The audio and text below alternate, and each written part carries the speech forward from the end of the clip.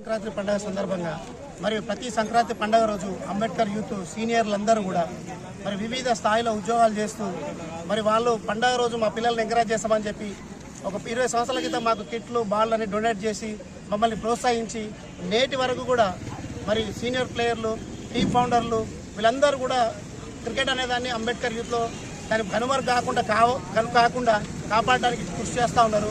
మరి ఈ కార్యక్రమాన్ని నిర్వహించిన ఆర్గనైజర్లందరికీ కూడా మేము ముందు వాళ్ళ కృతజ్ఞతలు చెప్తున్నాము.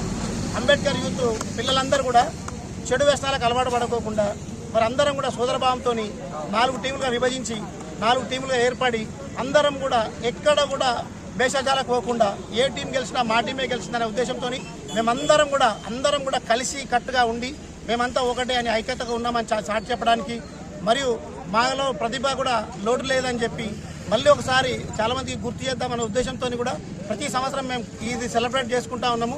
గెలుపు అనేది ఏ టీం మా 4 టీంలో ఏ టీం గెలిచినా అందరం మేము దాన్ని ఒక స్వీట్గా తీయగానే భావించుకొని మేమందరం గెలిచినట్టే భావిస్తూ ఉన్నాము.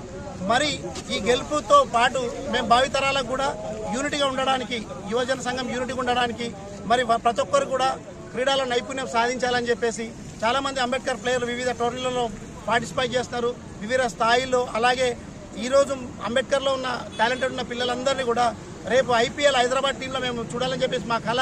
దానికోసం మేము ఇప్పుడున్న సీనియర్లము మరి మాకన్నా సీనియర్లు ఇప్పుడు ఉద్యోగాలు కొత్తగా మన రీసెంట్గా అపాయింట్ అయిన పిల్లలందరూ కూడా వాళ్ళకు వంతుగా డొనేట్ చేస్తూ వాళ్ళని ఎంకరేజ్ చేయడానికి మేము ముందుకు వస్తూ ఉంటాము.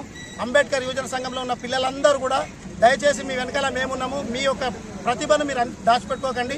మీరు ఐపీఎల్లో ఆడాలి, రామాయణపేటకు, మెదక్ జిల్లాకు, తెలంగాణకు పేరు తీసుకురావాలని చెప్పి మేము కోరుకుంటూ మరి మాకు ప్రతిసారి సహకరిస్తున్న పోలీస్ అధికారులకు, నాయకులకు, మీడియా మిత్రులకు అందరికీ కూడా పేరు పేరున కృతజ్ఞత తెలియజేస్తూ అంబేద్కర్ యువజన సంఘానికి పెద్దలకందరూ కూడా మరొకసారి కృతజ్ఞత తెలియజేస్తూ ముగిస్తున్నాం.